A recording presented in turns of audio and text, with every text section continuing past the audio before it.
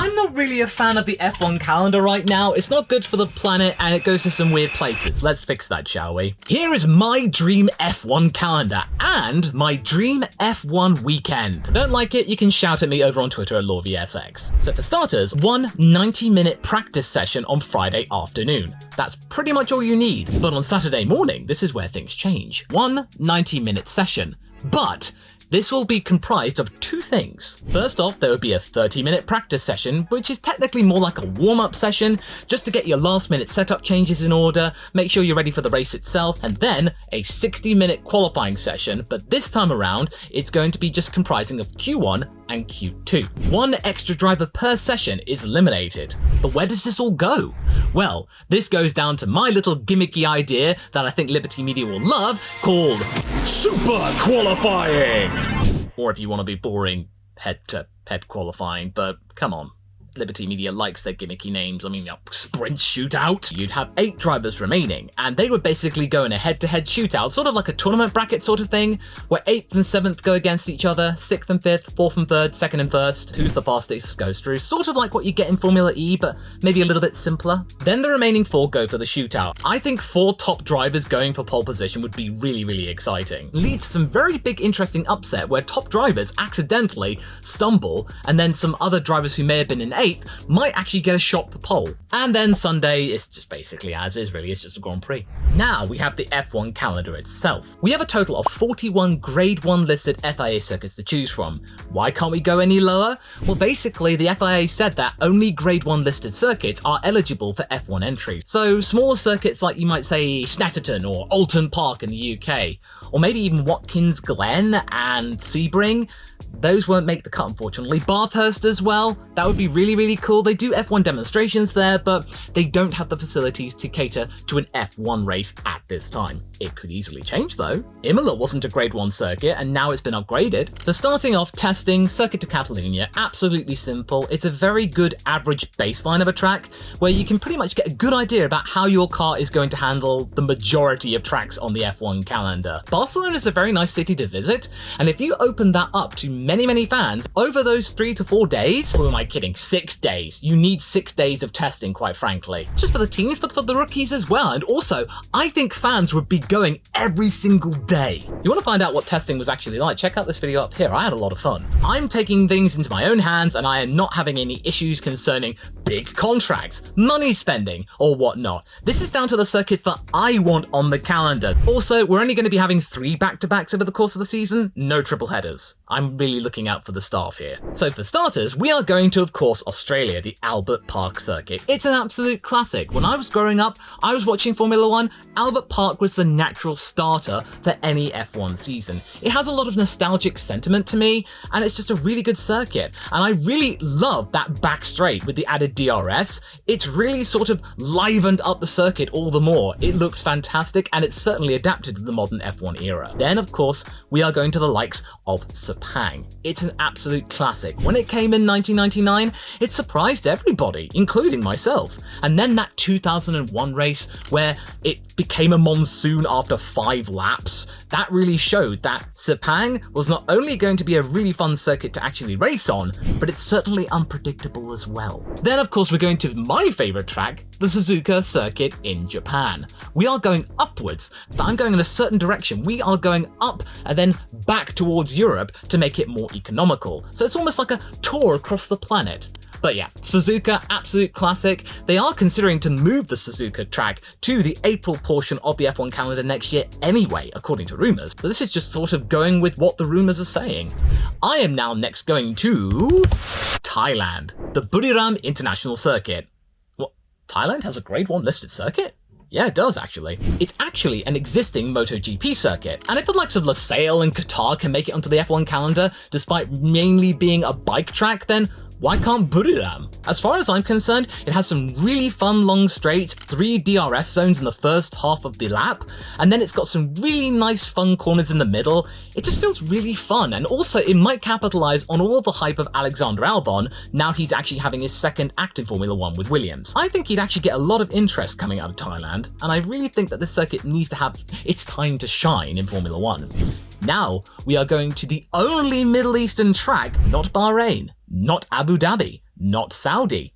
Not even Qatar. We are going to Kuwait. Kuwait Motor Town. I recently came across this circuit. I had no idea this even existed until a couple of months back, and when I found the likes of Mitsos doing Assetto Corsa laps on YouTube, I fell in love with it. To me, it feels like if Spielberg and Interlagos had a baby. It's got the anti-clockwiseness of Interlagos, but it's got that high-speed section in the middle like the Red Bull Ring does. It looks so much fun. I'm actually probably going to try and find a download for it on Assetto Corsa and actually play it, so that means more of you can see what I mean. And I feel like also Kuwait is the least problematic in terms of, people's rights and whatnot. We're going to go to Azerbaijan and Baku. I think it's quite clear now that street circuits are here to stay, but on my calendar, there aren't going to be as many. Baku, though, is an exception. That very long straight and really fun first section is sort of endearing itself to Formula One fans across the world. I've always had a lot of fun seeing Baku, and it's had some moments, certainly for sure. The Istanbul Park in Turkey is exactly one of the classics of the modern era. That Turn 8 has popped up on multiple circuits since its inception in the mid-2000s. I think it's safe to say that when we came back to Istanbul the last couple of years, it was received very well. Despite that first time out, they really didn't have the right sort of tarmac, and they needed to run rental cars over it overnight just to get it up to snuff for Formula One cars. It was incredibly slippery, and on top of that, it was raining. So it was really, really slippery. Slipperier than a slippery eel that's had its slippery juice for that morning. But yeah, we definitely need to see it back again. Then we're going to the Hungara Ring. I actually quite like this track. Despite it being a little bit twisty and turny and very technical, it's just really satisfying when you get it right. Hungary has been around since 1986 on the F1 calendar. It's been very well established. After it had its increase on the start-finish straight in 2003, it definitely made more overtakes possible. It's got a couple of DRS zones at the start, and again, I think it's a modern classic of the European leg of Formula One. Then we go to Austria, the Red Bull Ring. I liked it when it was the A1 ring in the late 90s and early 2000s. It had a lot of satisfying corners, that high-speed section's a lot of fun, especially in video games, and of course, Red Bull's got a presence there, so why wouldn't you want to have that on the calendar, because Red Bull's doing really well at the moment. Then the second back-to-back comes along with it going down to Monza. Monza, it's been around since near the beginning of motorsport. It's a classic Italian track, so you've got to have Monza on this entire calendar, or else it's not a Formula One season, is it? Then, instead of going to the Circuit de Catalunya, we are going to Valencia. It hosts Formula E testing, and as far as I'm concerned, it seems a little bit more interesting than the likes of Catalunya. I did think about Jerez for a while, but I don't think it's really suited to modern Formula One cars, at least in my opinion. And we really can't go back to the street circuit because it really doesn't exist anymore. Oops. Then we're going to go to Portugal, not Estoril, because Estoril's had some changes as of late, which have not really made it the Estoril that we remember from the 80s and the 90s. So instead, we're just going to go to Portimao. It being a substitute was surprisingly good. It was very, very satisfying, and it's still included in the Formula One games, which means that there is a lot of fan demand to go back there one day, and I feel like to include Portugal would be really good. I don't see why not. Then, to cap off before the summer break, we go to Monte Carlo. Of course, I'm not going to get rid of Monte Carlo. It, again, is one of the classic races of Formula One, but I would insist, with all of the reclaimed land they've acquired over the last couple of years, extend the track in some way to include a second DRS zone. I've seen multiple designs on YouTube which, before the actual beginning of the tunnel, you have a little bit extra wiggle room around a roundabout, and therefore you can have actually a little bit of a longer straight going through the tunnel. We need to have that. I wouldn't have Monte Carlo neat. Then we got the summer break, and of course we'll start off in Silverstone. Considering that the majority of teams are based in Silverstone, to have your summer break to regroup and get things ready for the last part of the F1 season, to have a circuit pretty much on your doorstep would make a lot of sense to ease you back into the remaining races, and of course, it's really good for haulage. Then we go to France, and not Paul Ricard, we are going to Manicourt. Manicourt hails from my childhood. I remember when Michael Schumacher secured the championship in 2002 at Manicourt with many races to spare, and I always had a lot of fun on that circuit in many, many games over the years, including Jeff Crammond's Grand Prix 4. We go to Germany for the final back-to-back of the season, the Hockenheim Ring, of course, because it's steeped in history, and even though the forest bit of the Hockenheim Ring is well and truly gone, I feel like the stadium section is still really, really sentimental within the minds and hearts of Formula One fans. It's had a very torrid time of it in terms of contract negotiations and whether it's worthy of being in Formula One anymore, but it's a Grade 1 listed circuit, it's based in Germany, there are a lot of German Formula One fans, so you gotta have Hockenheimring. Then, to cap it all off, the European leg, we go to Spa-Francorchamps, because of course we do.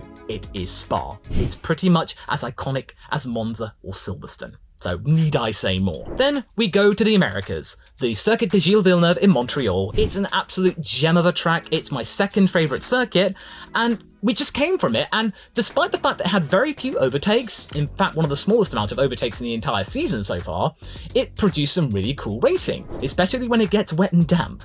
It can throw up a lot of surprises, and need I say more, it's been around effectively since the late 70s, so it's not going to go anywhere else on my watch. Then, we're not going to go to Las Vegas, we're not going to go to Miami. No, we of course are going to the Circuit of the Americas in Austin.